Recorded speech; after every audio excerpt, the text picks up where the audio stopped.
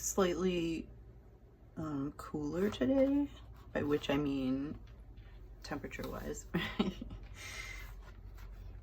And so I can shut all the AC off and the fans, my adoring fans, and not have that humming motor going, although it is summer and there will be sounds of the city happening outside these hallowed walls, and that's out of my control.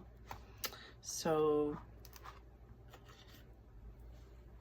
I have two new beautiful larger print, I guess, larger pieces on some nice thicker paper with all kinds of just fun stuff happening. And like this was just using like a silicone tool and going through the wet paint. I mean, it was just very messy and gratifying, satisfying.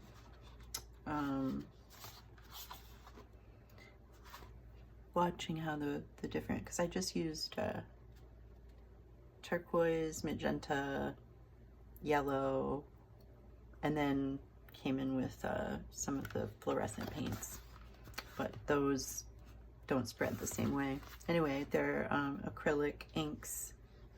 Oops, they're a lot of fun. I don't bring acrylics out all the time. Still working out the best ways to dispose, to handle, you know, I wash everything at the end, you know, I can't just let it dry. It's plastic. I can't let it just dry on my brushes or you know, palettes or whatever. But then, you know, it's our municipal water supply table that it's going back into. So I try to be very mindful of that. So I know there are new like acrylic paints that are, I think they're biodegradable and all kinds of wonderful new, I guess, technologies. So one day I will try that, but I have to go through what I have first. So it's more common that I would use watercolors, but these are vibrant and fun, and they behave sort of like a watercolor in water, a little bit differently. And then stencils and marks and who knows what else. There's fluorescent. I don't think I'm gonna turn my black light on. Oop, I don't think I'm gonna turn my little black light on right now. It's really hard to photograph or video, but videotape, video record, digitally record. So yeah, I have these ready to go and be glued and go under books and become all nice and neat and tidy and trim edges and look all pretty. But to do that, I have to go through some projects I already have sitting there for a few nights drying or, yeah, curing. I'm not even sure if with this glue stick thing I use, if it is reversible, which I believe that would mean I misspoke about it being archival, because I believe it has to be reversible. But it might be, if technically, if you can soak the paper and remove the adhesive. Of course, with watercolors and most paints, you would then, one would, you know, then be removing,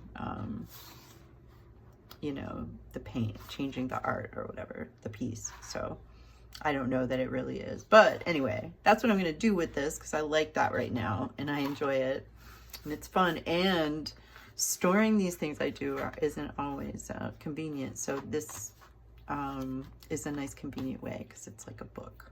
So, and I like books, and I had a little play, and I'll talk about it. This is, oh, and eagle-eyed viewer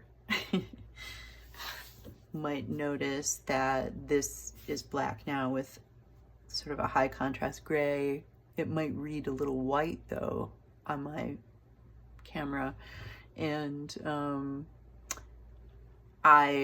it's the same mat. I keep a mat, one of these quote unquote self-healing vinyl mats, self-healing vinyl mats with a grid on my workspace because I think it helps out, and it does. But over time, it has some self-healing qualities, but over time it gets scratched and nicked. And if you wanted, one wants to do, if I want to do more of a fine-tuned cut like I like to do with these, it can be, you know, you run into sort of these jagged edges under there. Not a lot, but, and they last quite a long time.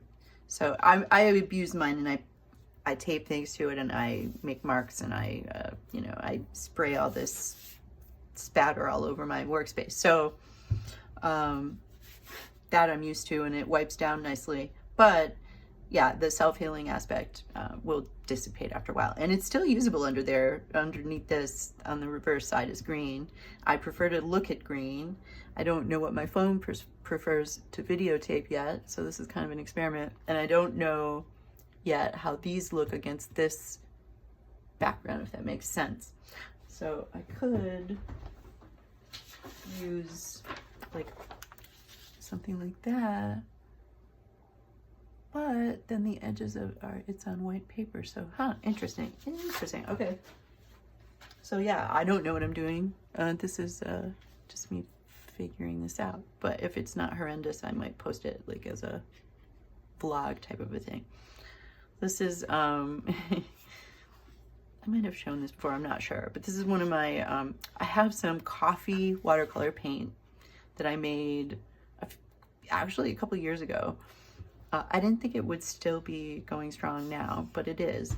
And because I had some gum arabic, which is the basic medium of watercolor paints, with a little honey. Or if, like me, you don't want to end up one day having ants all over your watercolor paint collection, which could sometimes happen in an old house like mine. I don't use honey, I use glycerin in my watercolor paints. And then a little bit of clove oil traditionally with the honey for preservative. I also put it in, mine a drop, it's infinitesimal. But with this vegetal, I thought, you know, this can't be at all light fast, but here, just even the fact that the paint lasted, and it acts like watercolors. I can put salt in it and get the little cool things happening. It spreads like a watercolor. It is brown, so it's gonna, you know, it's gonna be brown with everything it mixes with, but you can see it like moves the paints around it. I mean, it behaves like, you know, it's just a fun experiment because I don't know how long, you know, to me, I don't need, this is for me. I mean, it smells like coffee plus clove. So it smells like coffee curry. I wouldn't, you know, sell this or, you know, whatever, but I like it. I like it. But here is where, you know, some water mixed in with it. It's just kind of cool to see. If I wanted to preserve this, I might coat it in a cold wax and let that cure, and then, you know, but I like to feel paper also, so it's trade-off. So just a little fun experiment. This was phthalo turquoise plus some coffee paint that came. Oh, and how did I get the coffee? I actually took coffee, and during drier, like winter months, I let that coffee just naturally, with a protection over it, I think a screen or something from dust, I naturally let that coffee just reduce and reduce and reduce and reduce till and it was like a, you know, a dark brew espresso to start with or whatever. Just to see, I just wanted to see, could I do that? And yeah, reader, yes, you can. You can make watercolor paints out of a lot of things. They won't all be light fast. Like I said, this is vegetal, so coffee stains tend to stick. It probably will lighten over time if exposed to light and handling. Anyway, fun stuff. This is like a wee little zine booklet I made, because I'm just gonna do zines now for a while, and then I'll do something else when I feel like it, but or intermix with it. I may or may not show that. but it sure is fun. I'm having a lot of fun with it. Probably shouldn't be having so much fun in life, right? Probably should be more serious and upset about things. Well, trust me, I usually am along with you there. But sometimes I gotta take a break from it. My little sensitive heart has to tune it all out for a while. Sorry. And just keep being a good person and as best as I can with what I have. So right now what I have is this, you know, desire to just keep doing these zines with various papers or paintings or whatever and experiment. So, because it's fun and it keeps me in practice.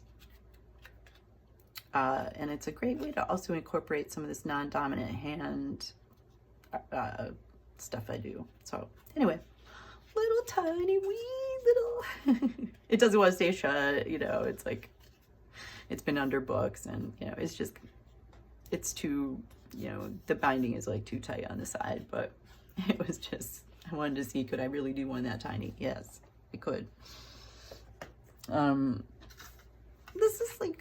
This is a manufactured piece of square collage, or yeah, basically collage paper, called Cosmos or Cosmic or something like that. And it's just cool. I have it for various projects, usually more like sketchbook binding projects. But the last project I did, I had to test out, I was using this as a pun, because the person was graduating high school and my niece, going to Wake Forest College, so proud of her, university, apologies. And I did some artworks around that for her, like a little sketchbook. And so I had these test sheets. And so I took some handmade stencils I have and just messily added, and I don't know if the shine shows. Yeah, it does. Sort of just for fun. And then because it's a piece of square paper, most paper that I work with is rectangle. Because this piece is square, notice how it like made this very narrow, taller book. So that was kind of fun. Could probably get 2 books out of it, 2 little ones or something. Anyway, trim it down. But or even with leftovers from a project. Now I'm making little zines from everything. You know, gluing it. Previous videos might show that, or you can search that very easily. But this gold paint I love because it's iridescent gold by Golden. So I thought that was fun. But this is fun because I bought it in New York City at Blick's, which is like Mecca pilgrimage type thing. So yeah, and they were really great, as you imagine, in person as they are online. Well, I mean, there's a brand I'm recommending. So, or like a store, they're just so nice. But yeah, that was like not the main reason I went to New York, but it was something I did while I was there that I was really happy. But then, you know, I'll ascribe some sort of preciousness to this paint, but really, and I smudged it by accident, but really I need to use it. You know, this is me talking to me. I don't want to just collect art supplies. I want to always be, you know, getting things I want to use or at least try, and either donate it or find a different use for it if it doesn't work out. So, and hopefully not do a lot of that. Because, you know, the thing is, to do this, you have to keep buying, you know, you do have to purchase supplies. At some point, I can't get all of them from the earth and make them with my own hands, and then I would never maybe be making the art. Maybe I would. Maybe that would be the art. I don't know. I like making a few things, like books and, you know, watercolor paints and stuff like that. But anyway, just kind of rambling. I love that gold paint. Love it. Absolutely great for lots of different things. It's an acrylic, so again, you know, I'll pull out golds hopefully on things that are easily wipeable, but yeah, it's acrylic, so it's gonna do acrylic things. So it's always a trade-off. But yeah, it's a lot of fun. And that was just a piece, you know, I had just tested that. I didn't even know where that would be in the book. If I were, so this already was on the paper, this typeface. If I had planned it, I would do it a little differently. But I was just kind of going around my room and seeing what I could experiment with.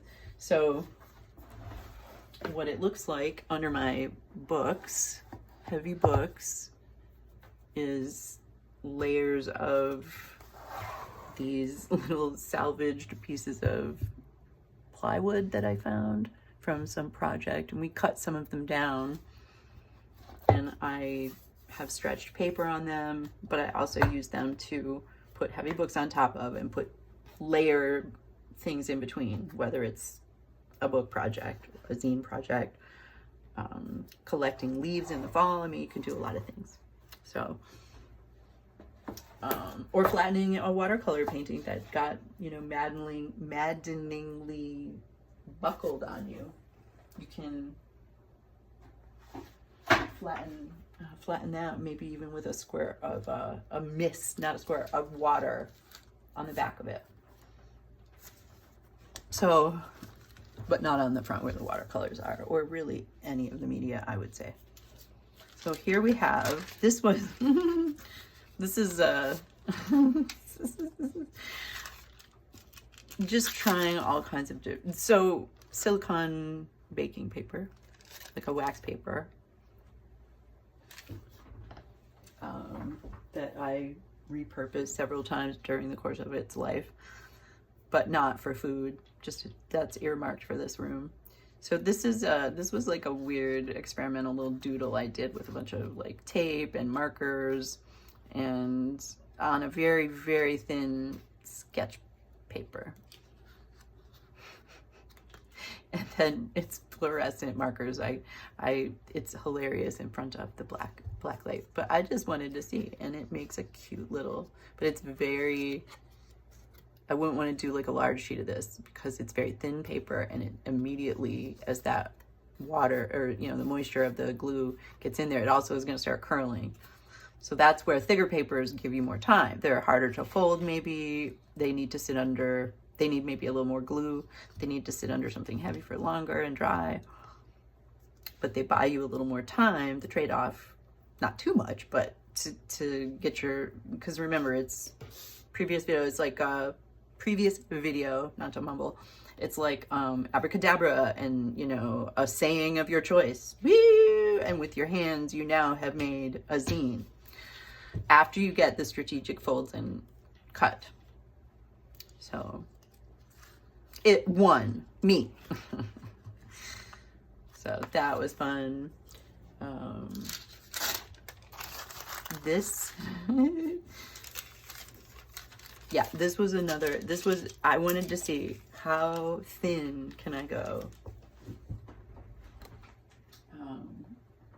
and still come out of the whole affair with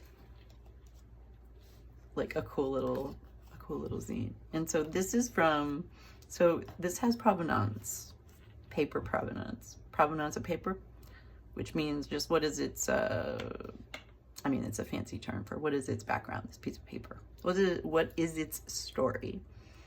And I mean, this is just funny. This is one of the last sheets of graph paper from my grandfather's collection. He always had this stuff. And he was retired from the steel industry, Bethlehem Steel.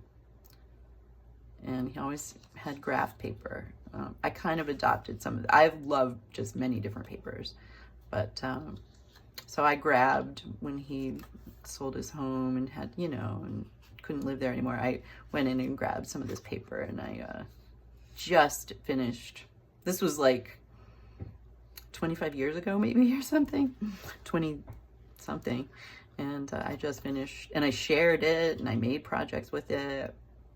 So this one I used, and this is one of the last pieces. I took a piece of this graph paper and did like a non-dominant hand practice exercise, which actually I had to go right to left because I can see that it's an acrylic paint pen and not a Sharpie. So Sharpie, I can write this way because my hand is going to, I mean, empathy for lefties here. So this way, you need the ink to dry fast, or you have to, at least writing in English because we go left to right. So I always like doing letters, but I prefer doing abstract doodles and art with my non-dominant hand because it's more freeing in a way. Anyway, so I did that on this last piece of, one of these last pieces of graph paper, and then folded it, you know, it sat in a collage box for, you know, however long too, probably a couple of years.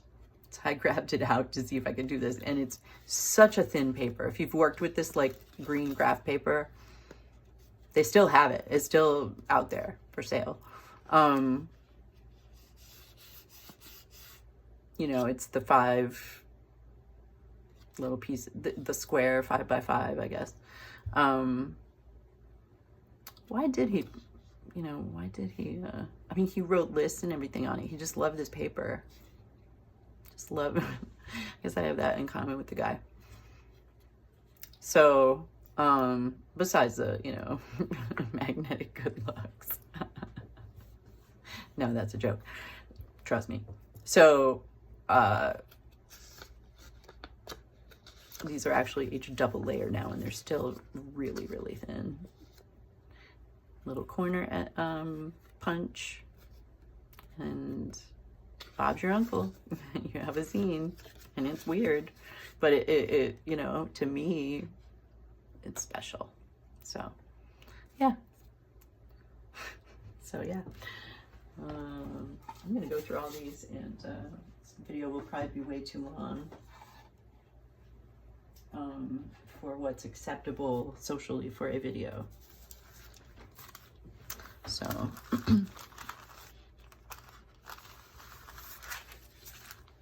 this was a piece of collage paper that had leftover green acrylic paint on it. It's copy paper, and it also was difficult but not impossible to fold while glued.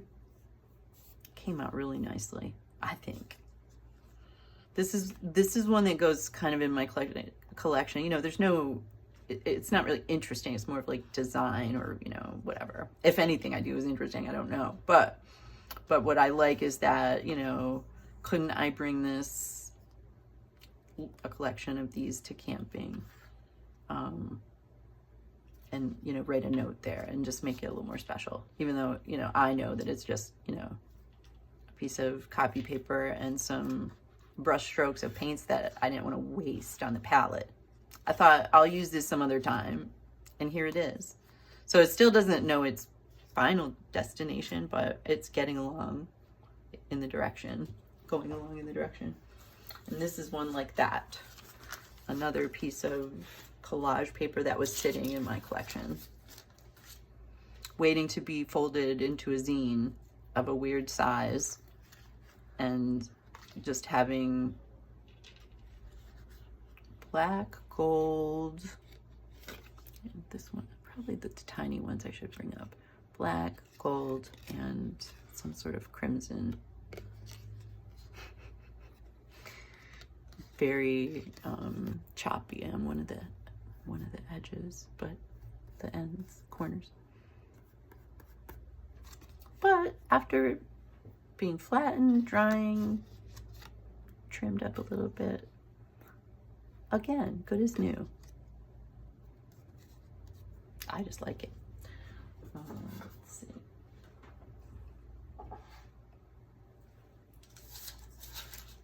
This is an experiment, and I'm almost done actually. One more after this. This is 2 different, we had to upgrade our printer finally. We had it for over 20 years, and it was getting impossible. It stopped working, but it was getting impossible to get the printer cartridges.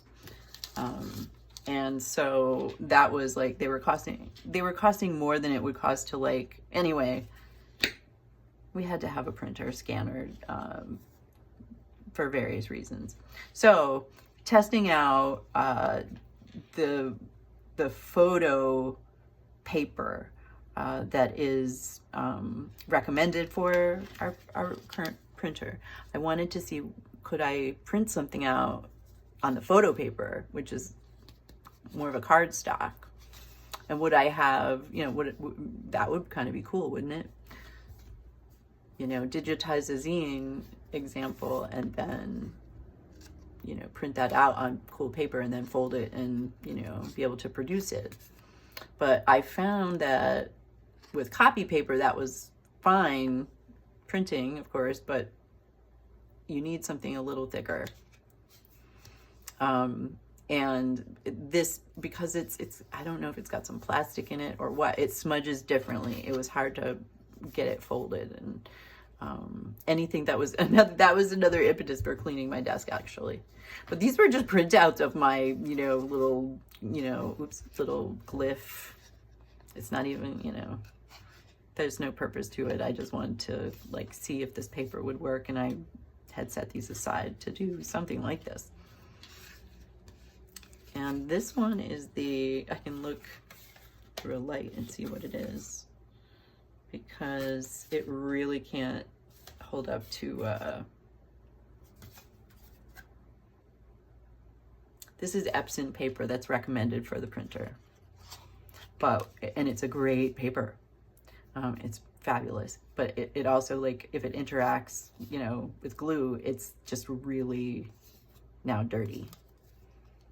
It's not the paper's fault. It's not designed. They're not claiming that. They're not saying to do this with it. I wanted to see if I could.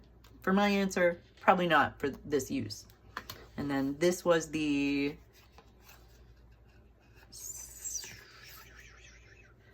what do you call this one? Red River is what I see if I hold this up to a light. And this one behaved a lot better. It's a little thicker too. This would be a nice, I'm going to remember this for if I decide to print anything out and go that route. So yeah, that was a fun experiment. All right, and then last but not least, and it's too bad I can't do the fluorescent light today, but really, that is really hard to figure out. I don't have the technology. I would need 2 cameras, I think. So this was one, this feels a little chilly to me, this paper. And that's usually a sign that it could probably, like, it's perfectly flat right now. If I let it dry without weights on it, it'll be beautiful and fine still, but it might, like, the cover, it's falling so beautifully and flat right now. The cover might start to curl up or whatever. So I'll give it its best fighting chance. And this was from just like those other two, just a large sheet of paper. I mean, almost like finger painting on this. And stencils and color and waves, softness.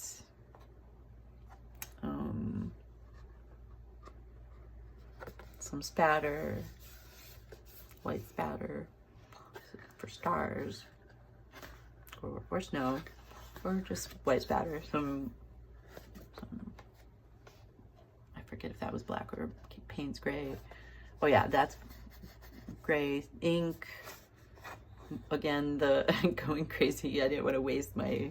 Sometimes more paint comes out on the palette than I intend. So then I don't want to waste it. So I'm sitting there going, let's make collage paper. I like how that corner turned out. I like there's fluorescence in there, so you can kind of imagine it looks pretty here, and then under a black light it's gonna look, you know, there's little hidden, are there? Oh, no little hidden things on these pages, I don't think. Anyway, fluorescent in itself is sort of a hidden thing, but just a mess. I like it. Kind of,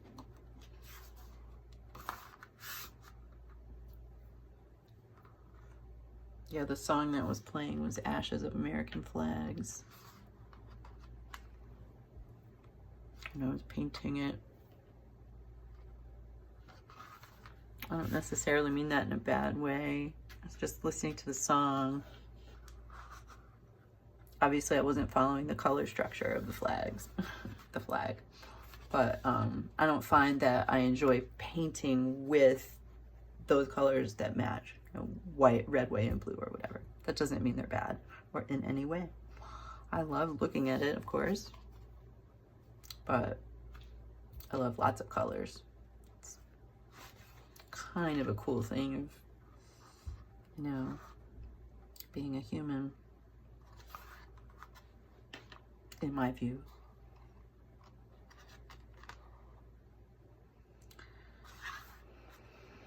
And I don't always stick to the same colors. I'm gonna change it up. I don't always put gold. I often put gold. This one, it got real messy. But for now, that's where I'm at. And I enjoy this. And I think it's okay to enjoy doing art. And I'm glad that I found a way to do that. So, we beat on, right? Boats against the current or something like that. So there you go. Oh boy, long video. All right, well, on to the rest of the day. Oh, get some centering in there if I can. Bye.